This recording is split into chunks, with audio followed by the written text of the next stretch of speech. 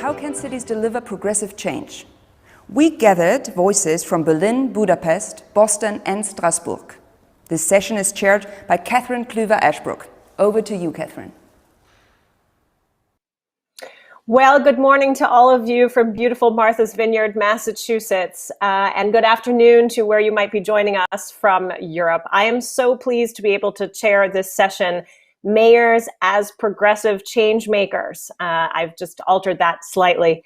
And I have a really, truly excellent panel, but we have a very different format for you today over these next 75 minutes. So before I introduce to you who we will be speaking to, let me share a little bit about what we plan to do over this next time.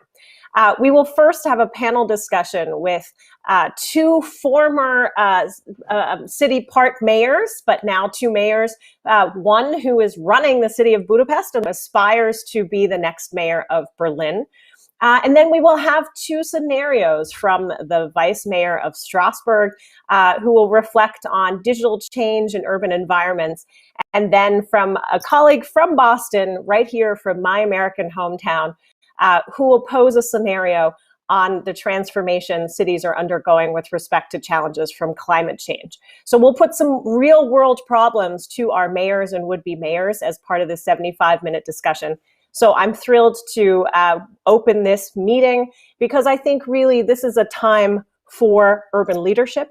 We've experienced very difficult times in international politics in which mayors have reestablished connections to one another where progress has not been possible due to national politics. I come from the United States here to you this morning, and we have seen this play out over the past 4 years of the Trump administration, where cities upheld basically the beacon of climate change policy in the United States and America's pledge. And we've also seen it in Hungary, the home country of one of our first guests. So as we move into the discussion, let me introduce my panel this morning to you today. Joining us from Berlin is the chairwoman of the Social Democratic Party of Berlin, Franziska Giffey. As I mentioned, she is in the running to be the next Social Democratic mayor of the city of Berlin. Her home city, she was once the city part mayor, Stadtteil Bürgermeisterin of Neukölln, a very interesting part of Berlin. And in order to focus entirely on what she wants to do in urban leadership and urban change, she just stepped down from her federal responsibilities as the federal minister for families and family affairs, senior citizens, and women. So good morning, good afternoon to you, Franziska Giffey. Thank you for joining us. Thank you very much. Next, we have the mayor of Budapest. He is known to many of us who follow progressive politics very closely, and Gergely Korács. He has been, I think, really among the states that have turned away, we can say, from principles of liberal democracy, a beacon of defense of progressive politics in his role as mayor of Budapest, as one of the creating and founding members of the Visegrad Four, as somebody who has pushed progressive politics over the course of his life to now become more a figure even in the national spotlight. He has done some incredible things for his own cities, not least in the digital domain. So we're looking forward to hearing those details. Welcome to you, Mayor Korács. But before we get started, I'm very happy to have someone who thinks intensely about placemaking and the role of cities in the world, but cities with one another, networked with one another, kick today's proceedings. Please welcome Madares. Hello, good morning, everyone. I'm very, very happy. I feel very privileged to be with you today. And let me start to say something that I was thinking this morning, because I was thinking that we don't really know each other. I don't know many of you, like the ones that are listening from home and the ones that are joining the panel, because we didn't meet personally. We don't know each other, but I have to admit that I dearly missed you. I miss the opportunity of meeting you, of interacting with you. I miss public spaces. I also miss being exposed to diversity and the unexpected, because if cities are based on something, they are based on diversity. Paulo Mendes da Rocha, the great Brazilian architect that unfortunately died recently, said a very interesting phrase about gated communities. He said that gated communities are private, but he said private of what? They are private because they are privative. They belong only to the ones that inhabit them. But they also deprive them of many things, like a medical student being able to fall in love with a dancer. That doesn't happen in a private state. That doesn't happen in private communities, in gated communities. And going beyond poetics, I think one of the main elements and the least visible ones is that the pandemic has made us live in our own sort of gated communities. They have closed us in our own socioeconomic bubbles, only being to relate to the ones that they are alike. And nowadays, in front of the upcoming wave of mental health, on the impacts of inequality that this pandemic has created, we urgently need to recover togetherness, to be exposed to diversity, as I said. Because if we think about the pandemic and we consider who had the privilege to telework, how many kids were deprived from cultural activities or weren't able to enjoy a comfortable and calm environment to study at home? How many of them could only engage in online activities using their phones, which has been the gender bias of care work during these months? We've seen that during this period, moving around has been a privilege. And if 2020 and the beginning of 2021 has been something, we've really experienced a new golden age of borders, and we should prevent that to stay forever. Because cities need attracting the ones that bring prosperity, but also the ones that are in the search of a better life. Cities need to attract expats and also offer opportunities to migrants. And we know that social mobility is the gate of progress. Social mobility is always place-based. And social mobility has been stopped, and it is crucial for progress. Social mobility means allowing medical students to fall in love with doctors. I'm wondering which is the goal of mayors in this thing, how they can give leadership. If we did learn anything about the crisis, how progressive cities can behave in this world of renewed borders. So me, as a director of Placemaking Europe, a pan-European foundation that is devoted to creating better cities together, we are launching an initiative which is called the After COVID City, an online initiative and festival that celebrates social proximity in terms of physical distance, reclaiming the role of people and places to shape a post-COVID world for the better, and bringing this kind of discussion also to the policy dimension. We'll be doing that with Barcelona, and I kindly invite you to join. I'm really wondering, and I will pass the baton to Catherine, but let me pose questions that are relevant. We find relevant, and how do you and we should answer them in the centering the questions around public and common spaces. How can we protect and reinforce social proximity during moments of physical distance? How can guarantee increase the access to social infrastructure and public spaces when people were deprived to them, but when they feel that they were most needed? How can we rethink health as public good? How can we align tactical interventions and temporary actions with long-term aims of transformation? How can we aim for better density? Which is the role of the cities in this place-based possible Green New Deal? How can we guarantee good life for all citizens, not leaving anyone behind? How cities can act as an engine for the future of work and the economy? How can we reinvigorate the culture that makes cities thrive?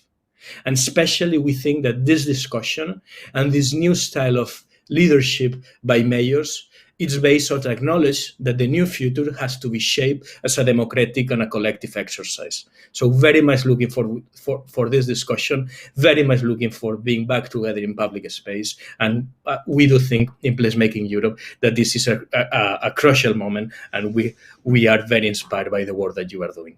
So happy to be part of this discussion. Thank you, Ramon. I cannot agree more that this is a crucial time for cities.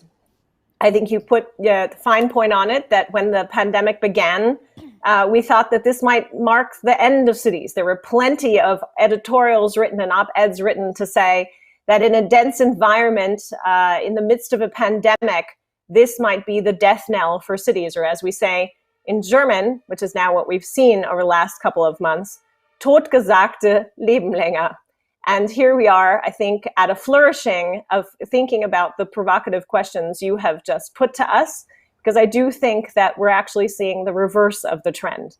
We saw distance over the time of COVID, and now there's a realization that there is very much a place for the capacity of cities to solve problems that are immediate, that are urgent, in part because of density, because of the intellectual density they bring together, and in part because of the ideas they know how to leverage. So thank you, Ramon, for those provocative questions, which I want to turn over right now to our two mayors.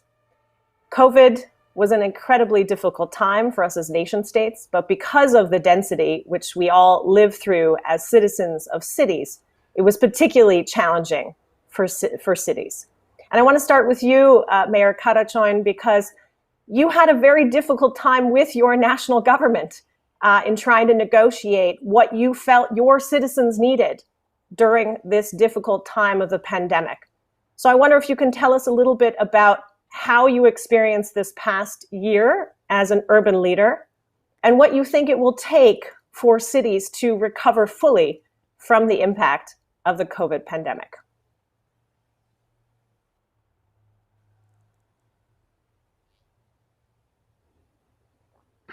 Well, first of all, thank you very much for the opportunity. It's really an honor to talk in that about the future of our cities. And the first question, again, is a very important one to me. You know, 19, when I became a mayor, to the surprise of many, and if I had to imagine what the most difficult situation would be acting as a mayor, one scenario, then despite the fact that I have fantasy, flying fantasy, I could have not come up with such a scenario that was actually the reality that became the reality later on by faith. Obviously, the COVID pandemic was a surprise to all of us, despite the fact that climate researchers have been discussing the opportunity of such pandemics for long. But of course, you cannot prepare for such a change. What was really difficult in our case specifically is that we had to fight against the pandemic and the economic impacts thereof. And we also had to fight in parallel with the government, central government's politics, which, as opposed to that of other European Union countries, which really supported local governments and municipalities in their fight against the pandemics and in their fight against the economic downturn. Now, as opposed to that, Budapest and the Assembly of Budapest also had to struggle and fight with those government measures which limited the maneuvering space of the city, and we lost a lot of funds or funding because of government decisions. In the long run, would put financials of the municipality in such a curve which is not a sustainable one. And again, having said that, they couldn't prevent Budapest from being effective in fighting against the pandemic.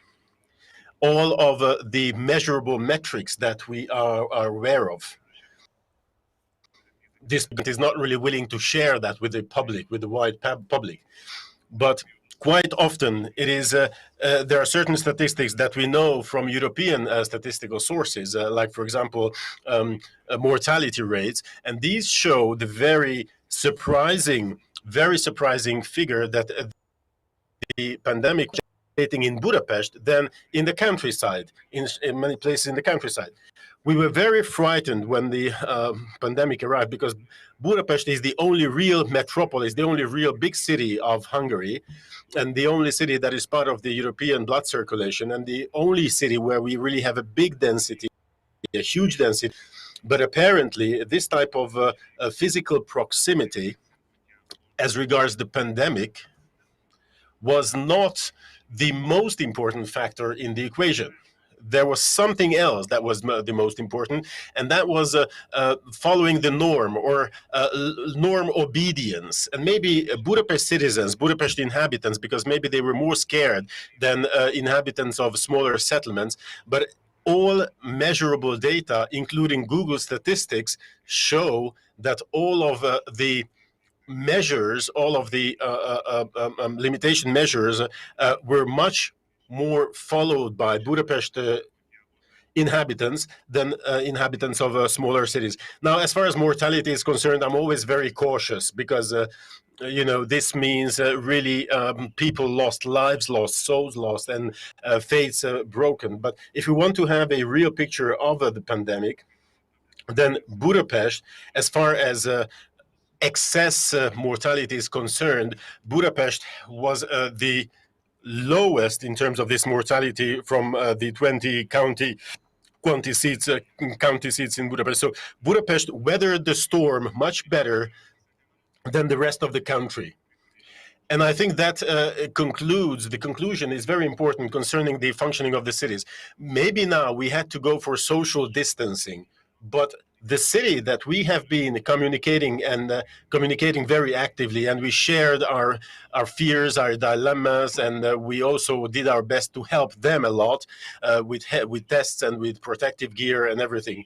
But again, so solidarity and the power of the community and social proximity, or I would say moral proximity, emotional proximity, was a tangible advantage in terms of fighting the pandemic. So it was not the success of the city, not the success of the government. I thought just the success of solidarity and success of the power of the community that to the fact that we could weather the storm well.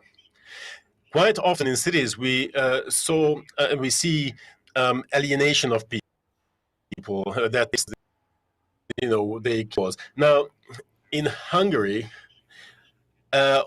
probably this is the case, but actually what we saw is that inhabitants of metropolises, of big cities, managed to show more solidarity than others. And this is a very important learning for the future.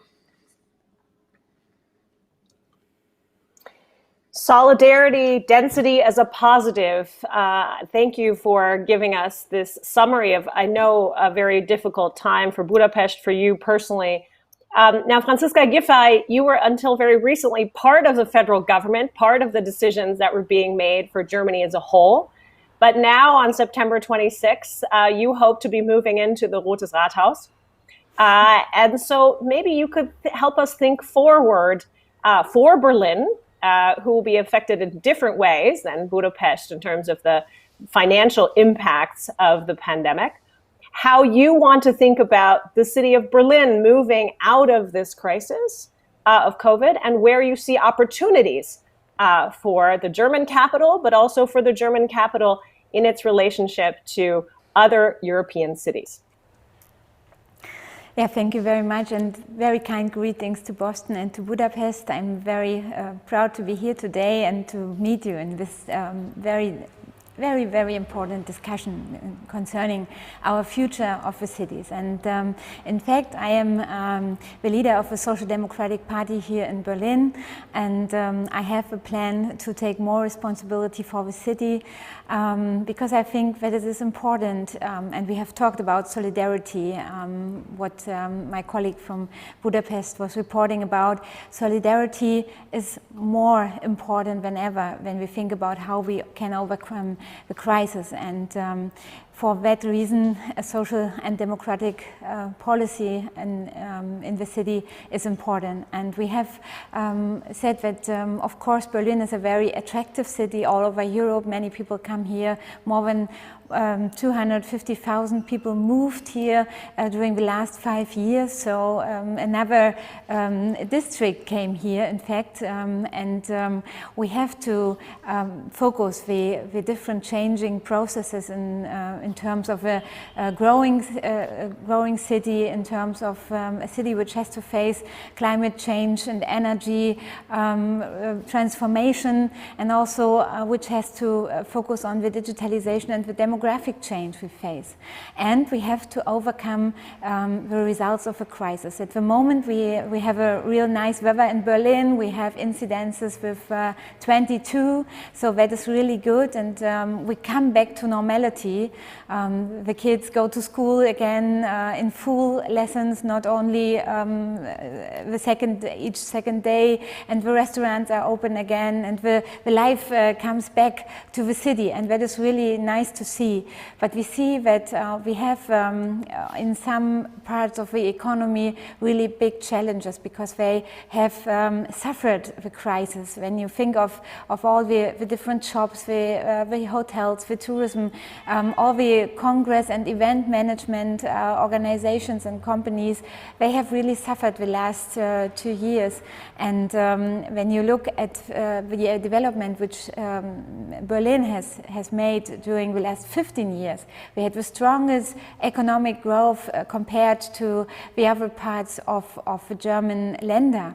And we have to come back to this good development. That we get a new start for Berlin, and we get this new start if we focus on the one hand of the people who have lost things in the last 1.5 years. It starts with the children and the young people who have missed a lot of experience, a lot of learning lessons in school, and we have to enable them to come up again with what belongs to the young phase of growing up, yeah.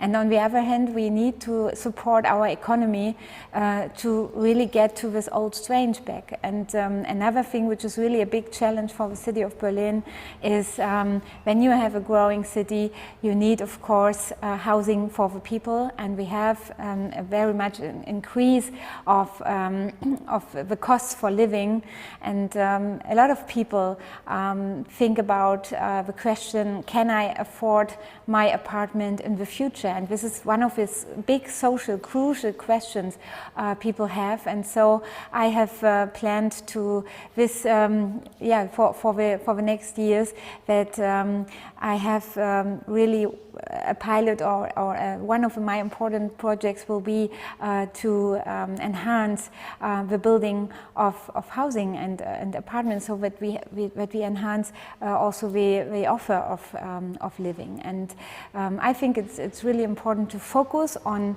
what you want to do. And I have made a program which consists of the 5 Bs for Berlin.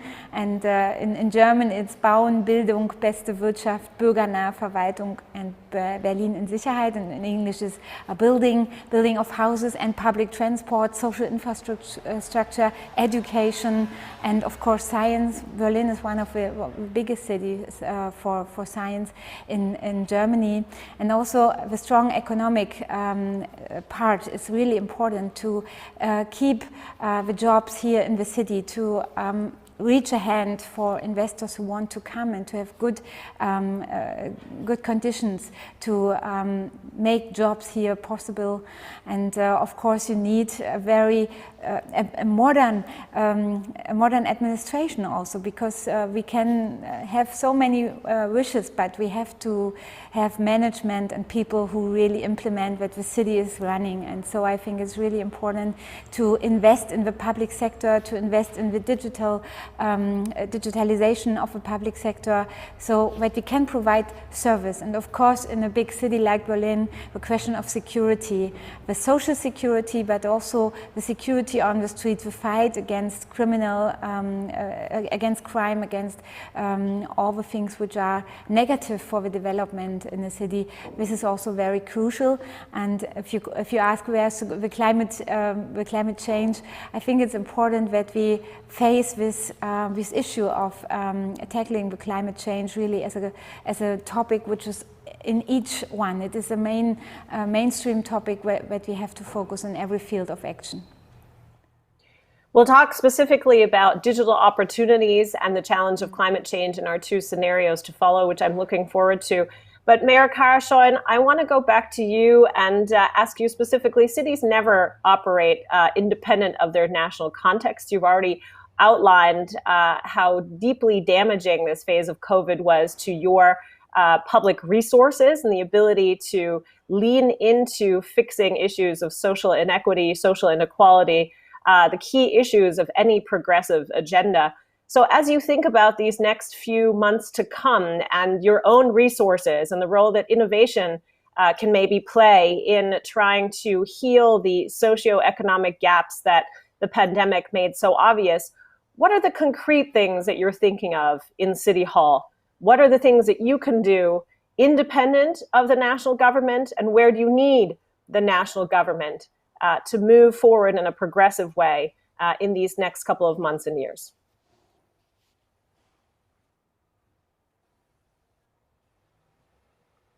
Ahhoz, hogy erre a kérdésre válaszolni tudjak In order to be able to answer this question, I have to share with you what the major problems, the biggest problems of Budapest and the agglomeration, so the outskirts of Budapest are.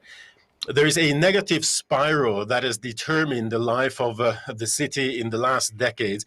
And this negative spiral was launched by the very high Budapest real estate prices, the increase of which real estate prices was dramatic. In 2018, Budapest was the city where real estate prices grew most rapidly in the entire world.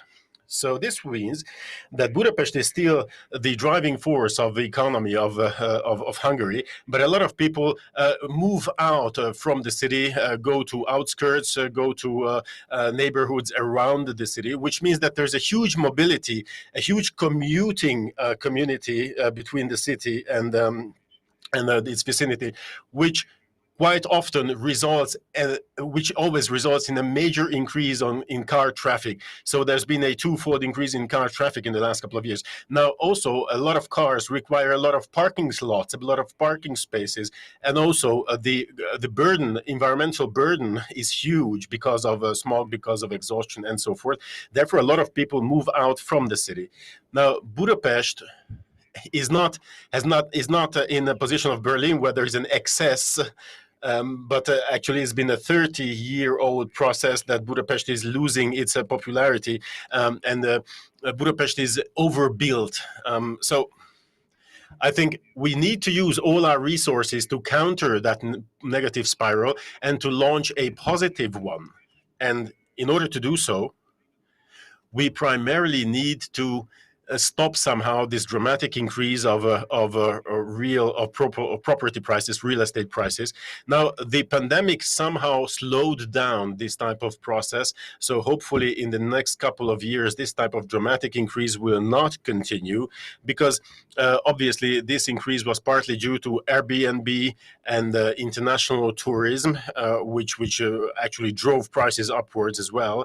And this came to a halt. So, there is no bad without good is true here as well. So hopefully we'll be able to retain the popularity of Budapest if real estate prices do not go further up. We also have to greenify the city, so provide more green spaces, and also to stop those trends, which trends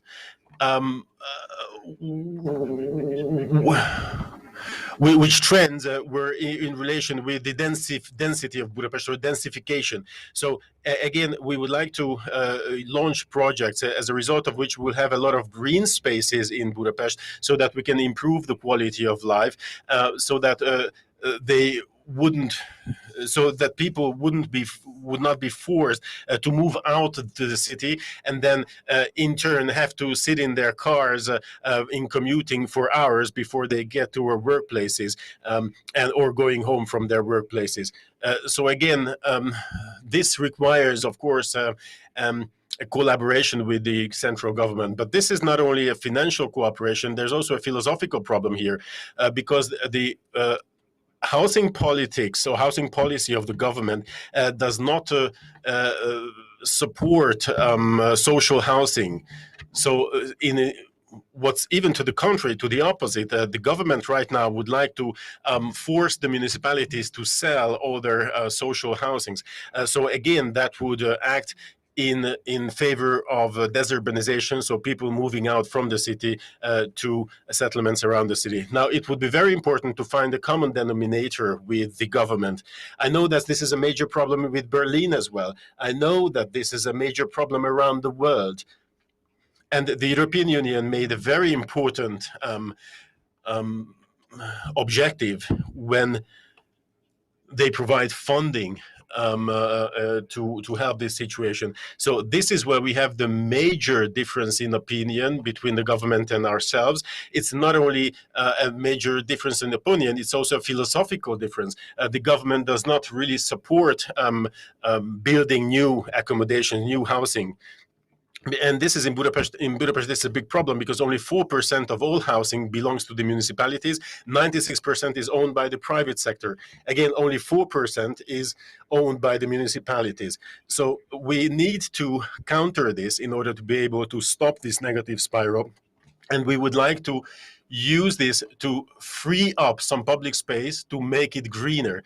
Now, this greenification project is very important because we have areas which are gray, which are intolerable, unbearable. We would like to make them greener. We would like to make them more lively. And this is one of the most important challenges ahead of us. Well, I hope the audience that's joining us this morning, this afternoon, where you are, is hearing just how similar the challenges are for Berlin, Budapest, any global city, in fact. The issues are very similar, and that gets me to my last question to the two of you before we turn over to these scenarios. What we've seen over the last 10 to 15 years, and Mayor Karasoin has been engaged in this in various different levels, is an increased international networking of cities who have seen that there are limitations to working directly with national governments, who have, in order to fix the very concrete problems they have and to exchange experiences, have bound together in various different networks, which buys them, in some cases, greater influence vis-a-vis their national levels. So I think of the C40 network that has now, in some way, shape, or form, been present at every conference of the parties, so the COP meetings, since the signature of the Paris Agreement, and will put up a great delegation for the COP meeting in Glasgow. I think of the Global Parliament of Mayors. I think of various other organizations, including the Visegrad 4, who have bound together to address really critical problems that just catalyze in an urban environment. So Franziska Giffey, as you think about taking over in the Rotes Rathaus in central Berlin, and you listen to the same challenges coming out of Budapest that you have just summarized, how do you think about the role of influence, the power of cities to make policy when they exchange experience together? And I'll just add one more asterisk because I'm coming to you from the United States.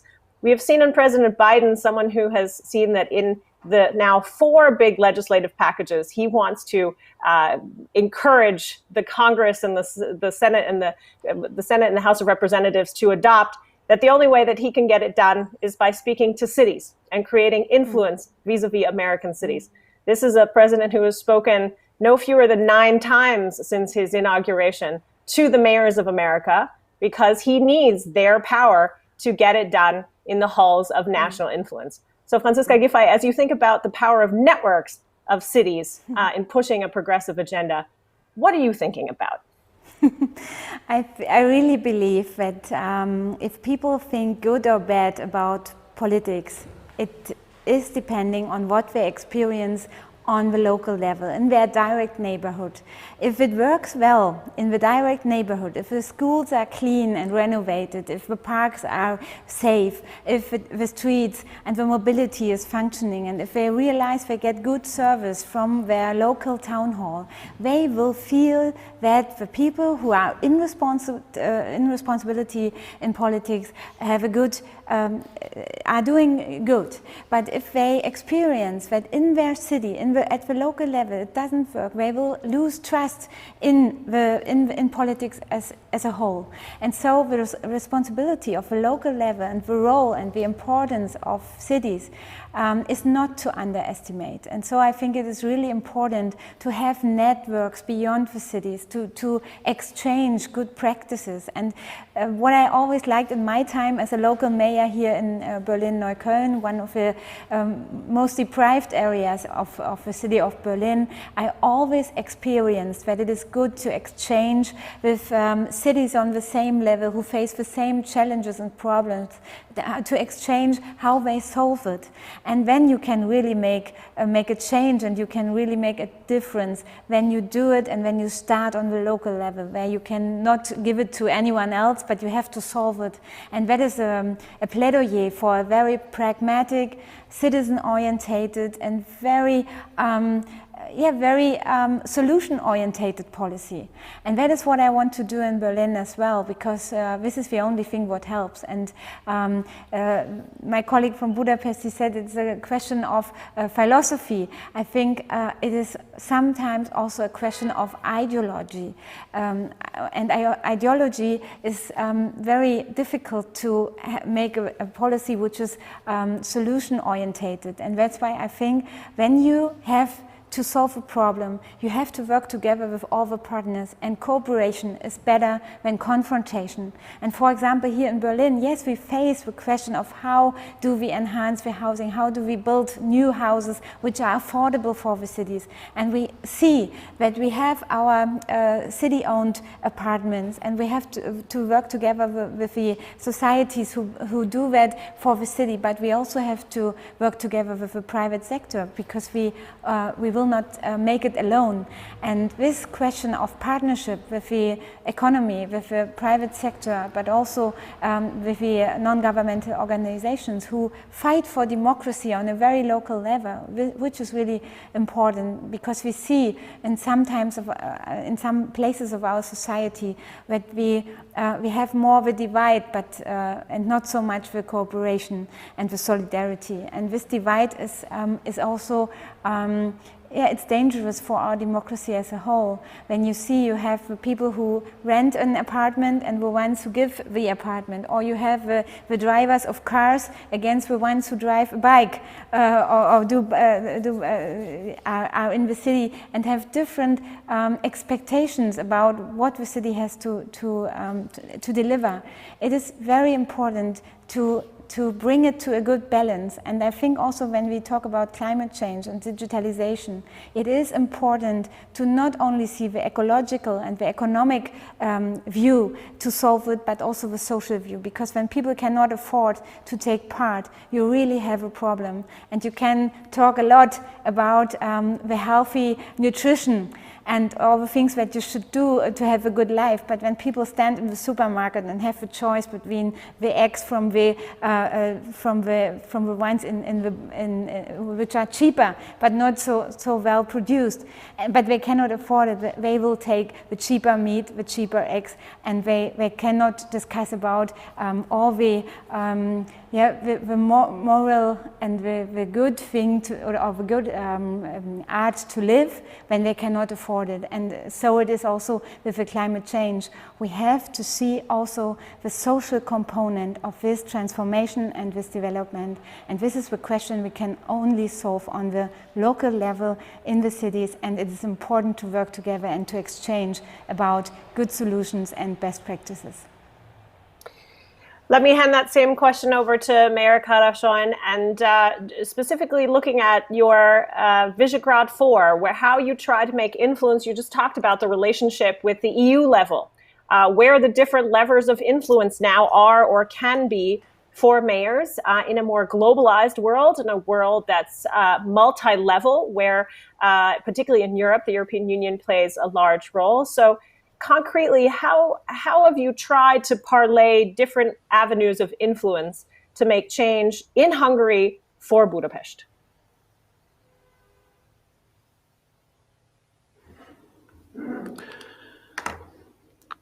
Az elmúlt évtizedekben a In the visegrádi last couple of országok decades, the V4 countries, Visegrad countries, Poland, the Czech Republic, Hungary, and Slovakia have covered a similar trajectory, if you will, because after the collapse of communism, after 1990, these three, and then after division of Czechoslovakia into Czechia and Slovakia, wanted to make it to the European Union together. It was a joint national objective to become EU members. And then this type of process just started to reverse. And in the last couple of years, what we realized was that the Visegrad, the governments of the Visegrad countries were blocking the European process. And especially the governments of Hungary and Poland started to sort of compete or quarrel with the European Union. But then just recently, in all four capitals of the Visegrad countries, progressive mayors were elected and put into office. Some of them are conservative progressive, some of them are liberal progressive. In all four capitals, you have a progressive city leadership thinking along the same lines, more or less. Now, all four of us, therefore, were confronted with our national governments, our central governments. Therefore, it was just natural to try to seek each other's alliance and each other's cooperation. And then this cooperation that we creators of the four Visegrad capitals, this was then extended within EU, under the EU umbrella, to other cities as well. Again, not questioning the primacy of the central governments, but demanding that the cities be also channeled into the decision-making process, because there are a lot of problems that need to be solved in situ, so locally, and these are the major problems like climate change, social exclusion, xenophobia, or hostile ideologies, which needs to be solved on the local level, so some funding should go to the local level. Therefore, the European Union is an organization which follows the principle of consensus. Therefore, decision-making is sometimes quite slow. But still, I think this attempt has not been unsuccessful because Berlin, among other metropolis, other big cities, also joined this letter where these cities offered a cooperation and collaboration to the European Union. And with discussion of the EU NRF, the Reconstruction Fund, European Reconstruction Fund, how this is going to work out, but question to us, because without the direct support of the European Union, we won't be able to obtain the funds needed to develop our cities. A couple of days ago, however, a research was made public, which made me think twice, and I have to say I was very sad seeing the result. This was a study which said that from among all cities of the European Union, Budapest is the only region where the inhabitants are much more attached to their own settlement, their own city, and much more attached to the European Union than to their own country, which means that there's a major division between big cities and small settlements concerning EU identity, and our political fights very much affect and influence. I think this is just a warning signal. This is an alarm clock. So when cities are beacons of democracy and flame bearers of democracy, or flame runners of the democracy. But again, we should not alienate ourselves from others. So we need to be able to cooperate still with smaller settlements and the countryside. Therefore, I also made big efforts to try to team up with smaller settlements, mainly settlements around Budapest, smaller settlements around Budapest, because the problem I mentioned vis-a-vis Budapest, that problem also applies to smaller settlements around the city. Again, the increase in the number has been quite significant in those places as well, which affects their quality of life. Again, all in all, it's important for cities to team up with one another, to find allies. And these initiatives are important, but we should not become islands of progressive development in our own homeland either. I think that's very well put. And I think the breaking point between the urban and the suburban or the surround will be a political phenomenon that will concern us very clearly in the immediate future. And I know that the three of us could go on for at least another half an hour identifying the critical issues that we need to tackle and how to do it. But we're going to do this now based on a couple of very concrete examples of developments in the city. And so it's my great pleasure to bring into the conversation Cecile Weissman, who is the deputy mayor of the city of Strasbourg, where I spent very happy years as a university student. And Cecile has a scenario to share with us on digital governance. Cecile, please share your scenario with us. Good afternoon, everyone, and thank you so much for the mayor of Budapest and the hopefully future mayor of Berlin for your inspirational word. I think it was really great to hear what you just said, and I'm also looking forward to hear about Boston, because, by the way, it's a twin city of Strasbourg, so I think it's a very nice act. Regarding digital and digital inclusion, I think we all seen the importance of digital because of COVID crisis. First, digital help us to keep social interaction, and I think this debate today is still the example that we need digital, unfortunately, to still talk to each other, but I hopefully soon it will be over and we can see in person. Digital was also really important during the crisis to find a job for people, because if you don't know how to have a video conference or to use a computer, it will be really difficult for you to find a job.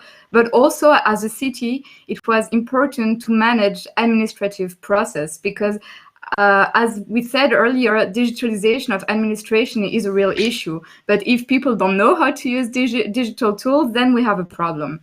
And I think as a city, the problem is at 3 levels. First of all, you need to make sure that people has IT equipment, either a laptop or a phone, because if they don't have it, then you cannot have digital experience. But even when they have a computer, for instance, they need internet connection. Otherwise, you have real difficulty to do your administrative process online. And even when you have a computer and internet connection, and if you don't know how to use it, then it doesn't work. So as a city, you really have to look at the equipment level, connection level, and usage level to be able to really help your citizens to thrive in the digital world. And that's why I think cities has a really important role to play to reduce the digital gap, because the city is a level closer to citizens. And as we see during the crisis as well, digital inclusion is an issue for all the population. It's not only a matter of old or young, because, for instance, if it's true that young people know very well how to use social network, it's much more difficult for them to fill an Erasmus grant or to fill a file for a social housing online. So you also need to add them, and same for senior people that didn't grow up with all the digital tools. So you also need to think this public policy as a whole for your entire population with different needs, though. And in Strasbourg, to tackle this challenge, we had 3 priorities. The first one was to organize access to public services. The second one is to empower citizens. And the third one is to develop digital citizenship. First, the first one, so the access of public services is crucial, because as a city, we need to deliver. We need to help our citizens. And if they cannot have access to the administrative process, is a problem. And in a world when we have more and more online administrative process, we need to help them to be able to do this task online. And as a concrete example, what we did during the crisis in Strasbourg is we experiment in the neighborhood town hall, in specific neighborhoods, so at the very local level, with the help of NGOs, desk where people could ask for help. So if you need an administrative process online, but you don't know how to do it, you were able to take an appointment, and people were there to help you to carry this task. And we see that this experiment has a huge success. A lot of people came, so there is a real need for people to be helped in this administrative process. And that's why now we hire a digital advisor from the city of Strasbourg to be in the library, to be in the social centers, to continue this help even after the lockdown, if you want. The second task, to empower citizens, we think is really important, because the idea is not only to do administrative online tasks instead of people, but really enable them to become independent, to be able to use internet and digital tools alone, even without someone to help them. And for that, we had two main actions, which is first training our civil servant, because if our own civil servant are not trained, then we cannot expect them to help people afterwards. And the second thing we did is to invest 16 million euros for IT equipment in school, because educational for digital start at the lowest level. So children need to have trainings and get used to the digital world. And lastly, the third point is develop a digital citizenship, and is the idea of being aware in the digital environment, being aware of the opportunity, being aware of the danger of digital. And for that, we want to peg the emphasis on privacy. We know that there is, for instance, online harassment, or we help citizens to deal with that. There is cybersecurity, or we need to help citizens for the importance of a good password, for instance. Nowadays, we even know that digital has an impact of environment. So how we make citizens aware of the environmental footprint of digital and help them to reduce it, for instance. And to tackle this third challenge, we develop a dedicated place dedicated to digital citizenship, where we organize workshop, training, conference. And for instance, in a few weeks, we organize a 1-week training named Girls Can Code, because as you know, there is not enough women in digital. So we dedicate a full week for young girls from 13 years old to 18 years old to teach them how to code. And this place is dedicated to all these kind of activities. We have a full program for the whole summer with family activities, young people activities, old people activities as well, to really make people aware and at ease with the digital world, because we believe that cities has a really important role to play to tackle the digital challenges, to reduce inequality among the population, and to empower citizens. Cécile, merci beaucoup pour ces excellents exemples, for these great examples. I will pass over one question to each of our fellow panelists. Mayor Karasoin, I was just reading with great interest that the city of Budapest, particularly on smart cities and digital, received a mention in a recent OECD report about recovering from COVID using digital tools. Maybe based on Celine's great ideas of what works for Strasbourg, not everything works in every city, you could share with us how you looked specifically at the digital divide and how you plan to take this forward.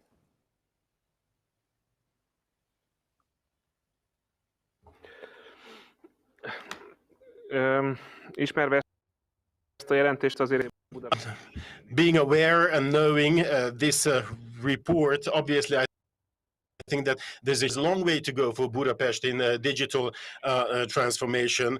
And what we've heard so far, I would like to highlight two threats, if you will, two challenges. One is that in Budapest, we still have a digital gap. So especially the elderly are very scarcely or hardly using these devices. As far as youngsters are concerned, that's the other extremity,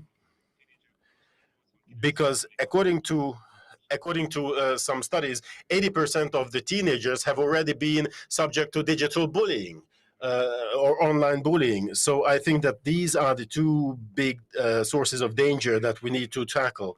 Now, what was most positive for us during the course of the pandemic was that we provided a number of services to Budapest citizens and inhabitants where the government, we think, was not up to the task. They did not do what they were supposed to do for the citizens in this respect. For example, the testing COVID testing was very, very low. The rate of that was very low. Now, we tried to fill in that gap, partly from donations, partly from own funding. And therefore, and in order to do so, we employed a lot of digital tools, and we made these open source tools when other municipalities took these over. So we had such administrative tools and networks which were not used at all by the central government. And it turned out that people were willing to use that. They were very glad to use that, and it was easy for them to use that. And ever since, we've been using these digital tools for other areas of digital inclusion as well. For example, the people can make suggestions concerning the agenda of the Budapest Assembly online. They can vote what should be on the agenda. Or we also have participative budgeting, so the citizens can have a say in what should our budget cover. They can vote through digital means and channels on how to use certain part of the budget of the city, and this is very popular. They are willing to use it, and they are using it indeed. There's also a civil initiative in Budapest, which has been targeting citizens, because, you know, there's a civil organization, NGO, which was very scrutinizing local governments. Now, actually, the founding member of this NGO, which was considered to be an enemy, public enemy by the municipalities, we have hired that person, the founder, who is now head of a department in our municipality, and we see that these initiatives do work.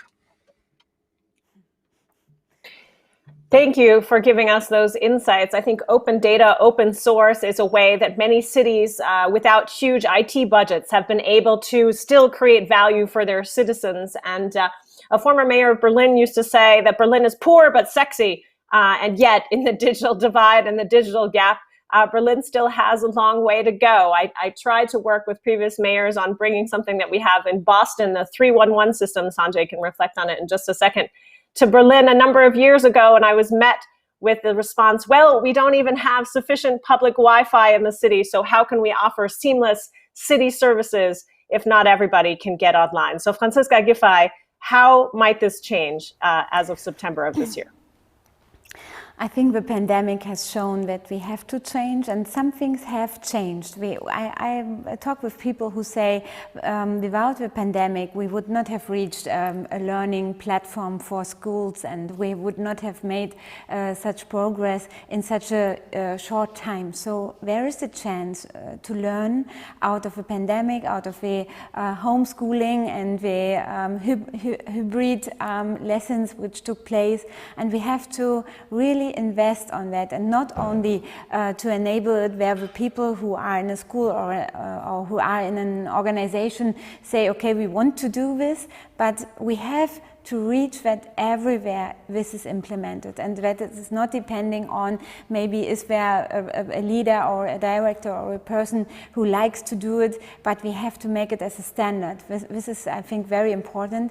And we have talked about the accessibility of services, which is, I think, really important. When you look on the federal government in Germany, we made a law which is a law for the online accessibility of public services, and I think this is really important that on the federal level there is a target that at the end of 2020 each of the services of the public administration shall be accessible online, and this has to be implemented also on the other levels, also on the city levels, and we need this digitalization, and of course, we have to offer also these services in an analog way, so that people who have not the access to the technique or who are not able to use it, that they still can participate. But it is really important to improve this digital accessibility. And I have made it as a former family minister for the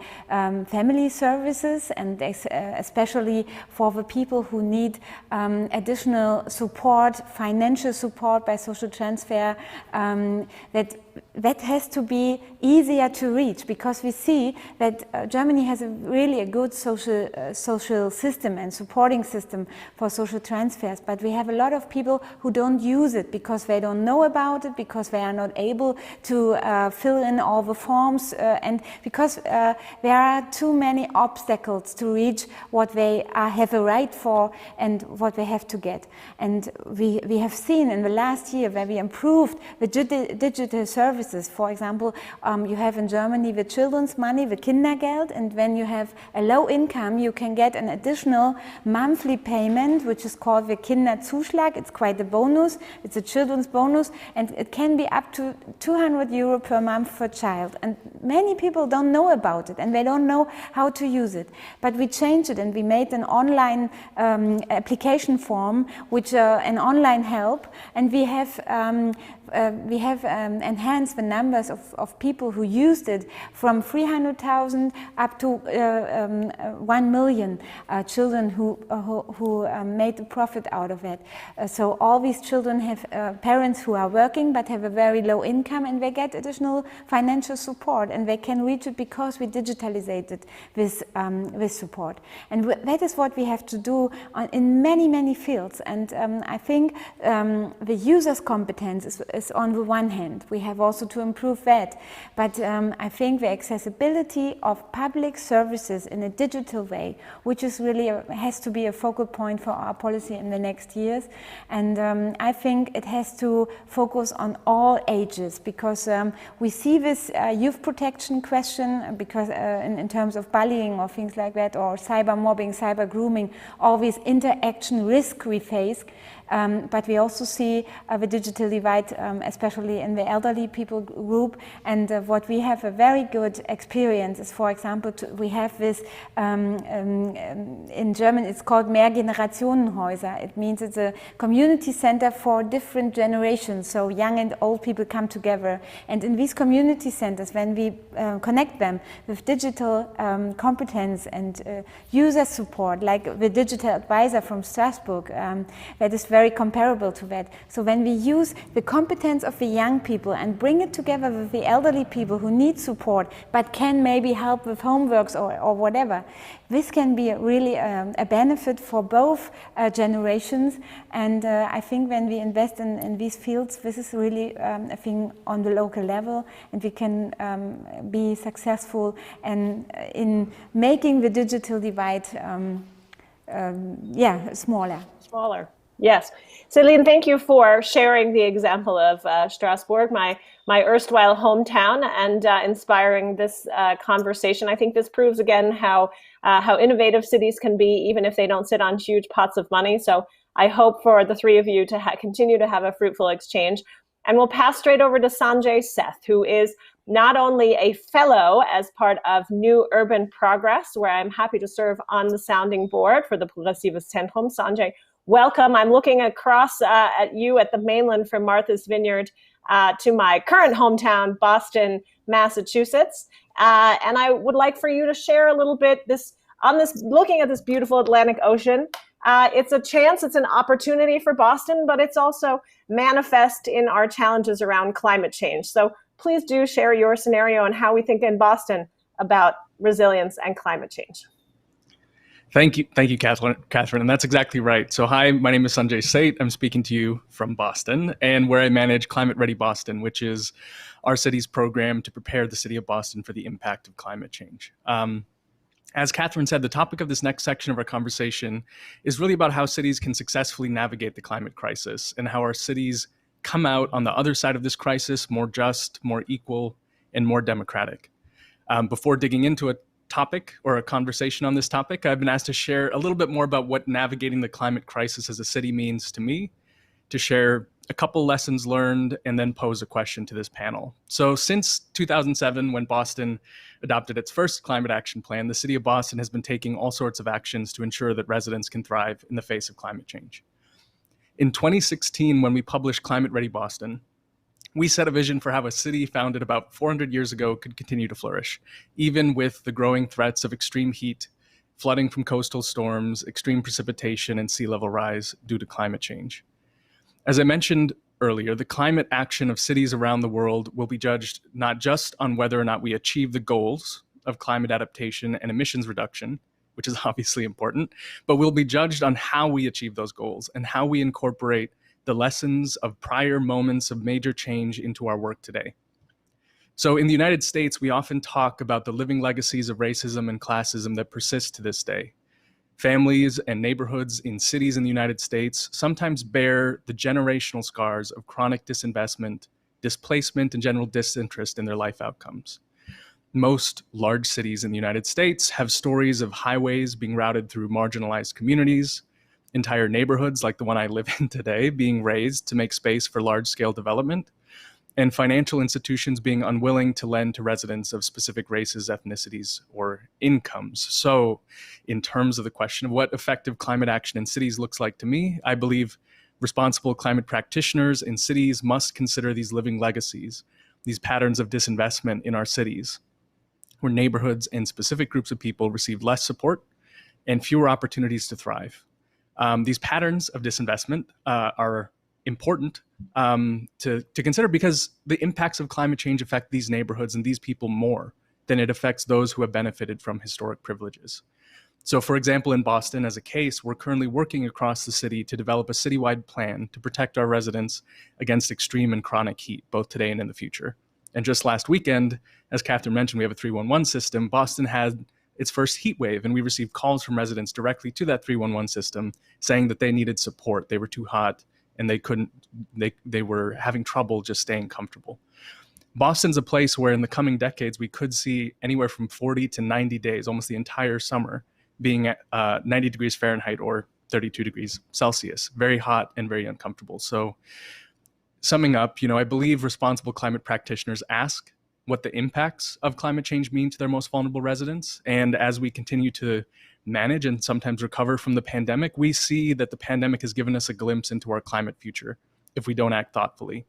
The pandemic affected people of color more in the United States. It affected lower and moderate income people more, and it affected people with fewer educational opportunities. So just to go straight to the question here, equity is important because climate change is not just about are you exposed to the risks of climate change, it's what you can do about it to protect yourself and your family.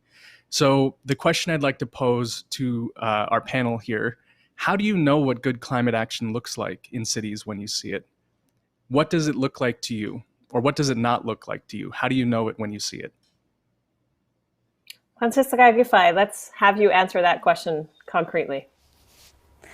Yeah, I think I have mentioned that before also because I think what you address is really what we have to look when we talk about changes and transformation process. We have to look on the ones who are not in the good condition to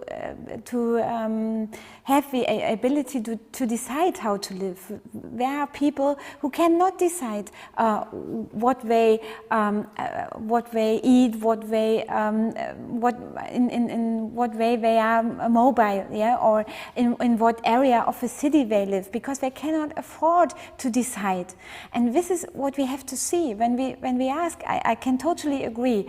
We see that in the socially deprived areas, here in Berlin, but all over the world, the ones who have been disadvantaged before the pandemic, they are more disadvantaged during the pandemic, and we have to see that. We have to see the social divide, and this is something I'm focusing on for many years. I have made my political and practical experience in the part of Berlin where we have 80% of the kids depending on social welfare. In all over Germany, we have 20% of the families of the kids who are depending on social welfare.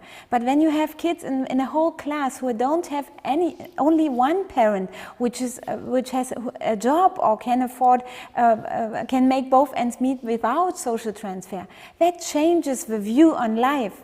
And we have, when we talk about climate change and when we talk about all the digital transformation, we have to look at the ones who are not in the best preconditions to make all this work. And I think we are any change measure is successful when you don't put people apart, when you have, when also the ones who have not the highest income can participate in this change. And I think that is really crucial when we ask how we can keep the social peace in our societies. It depends on how we do it and how we make it that no one is left behind. And this is, for me, a good climate change measure when you don't people, you don't put people apart. Yeah. So I think that is really crucial. That every measure we meet and we make, we have to focus not only on the ecological and the economic point of view, but also what is the social impact of what we are doing, and how can we really make it that everyone out of society can be within this transformation process. When we don't do that, we will have the radical, the national, the anti-democratic developments, the people who say, this is not my country anymore, this is not my democracy anymore, and I will work against it. And that is a real danger for our whole democracy, and that's why it is so important to don't forget this social, this integrative dimension. Otherwise, we will not make that. Mayor Karashoin, straight over to you with Sanjay's question.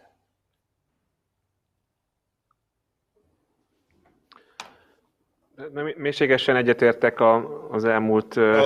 I couldn't agree more with the two previous speakers. One of the favorite quotation of mine comes from a French Green politician, saying that progressive politics need to serve those who are afraid of the end of the month at the same time, and those who are afraid of the end of the world, so the Armageddon, at the same time. And you're full of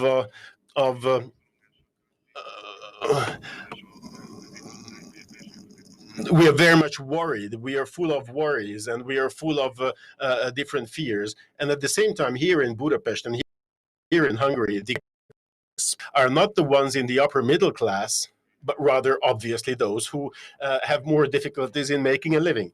In Budapest, for example, there's a very dramatic impact of climate change, a very tangible impact, that when there is extreme heat, then those elderly people, those senior citizens who live in blocks of houses, in so-called panel houses in Budapest, and there's many of them in Budapest. So when there's extreme heat in Budapest, then mortality rates are just dramatic, just devastating.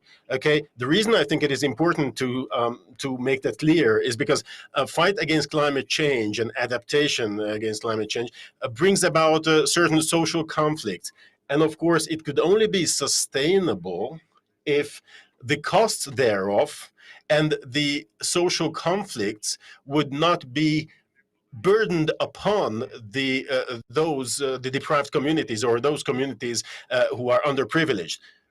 But to the opposite, we should help the underprivileged even more, and we should try to tackle these conflicts, these social, with wise politics, so that we would not alienate certain people, we would not turn them into enemies when it comes to fight against climate change. Now, I mentioned the green politicians in France, but also the yellow vest protest in France was a good example, and a bad example at the same time, okay? Because when the lower middle class feels that they are the ones who have to pay for the cost of progressive politics or progression, then it's bad. So this should be a lesson learned, okay? So that we have to do that differently in the future. These conflicts we fight in order to win the future has to be fought in a different manner. And it's important to have allies within that. Those deprived social classes or groups who are really the sufferers thereof in Budapest too. Because look, the upper middle move out from the city, they go to the forest, the hills, Buda Hills, I mean, the suburbs of Budapest. Whereas those who live in some closer suburbs, and their commuting traffic, major car traffic, and the rate of lung disease among children rose fourfold because of that. Now, these are the most vulnerable groups, and we have to turn them into to our side. We have to make them our allies in order to this fight. So I know we could go on for at least another 10 minutes on this topic, Sanjay, thank you. But it is my role now to ask all of you the same question, to try to cap this extremely interesting and variegated session which is in about 15 seconds or less, because I want to see if we can end this on time. Please respond to the following. How will mayors bring about progressive change for their societies in the decades to come? Franziska Giffey, let's start with you. With a pragmatic policy, with a policy fueled by heart and also by the power of cooperation, and with a strong will to improve things for the people all over the city. Mayor Karasoin, how will mayors bring about progressive change for their societies in the decades to come? Szinte szó szerint ugyanezt akartam mondani. Well, I was going to say the same, verbatim as what Franziska said. Like, cooperation, inclusion and participation, and tangible actions, tangible steps, which would outline the futures of our homeland. I think that in this respect, our thinking is absolutely along the same lines. Sanjay, since I still have you here on my screen, I'll ask the same question of you. How will mayors bring about progressive change for their societies decades to come? Well, Mayor Karshai put it right. You have to worry about the people who are worried about the end of the month as much as the people who are worried about the next 5 decades or the end of the world. So putting people at the center of the climate fight is how you get it done. I want to thank all of my panelists this morning. I want to thank Celine Weissman from Strasbourg for being here as well. Celine, you get the last word to the same question. How will mayors bring about progressive change for their citizens in the decades to come? So I think we need creativity to feel people comfortable. We need solidarity, of course, to bring the society together, to reinforce the link.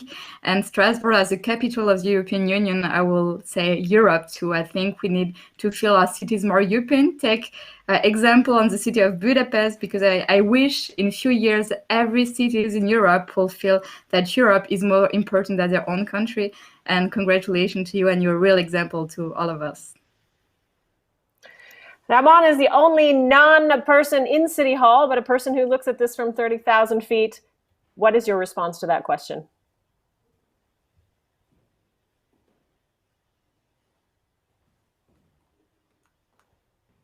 We can't hear you.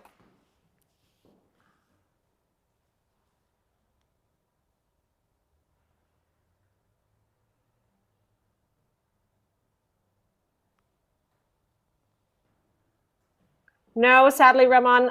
Well, the conversation will undoubtedly continue with Ramon's participation in a different format.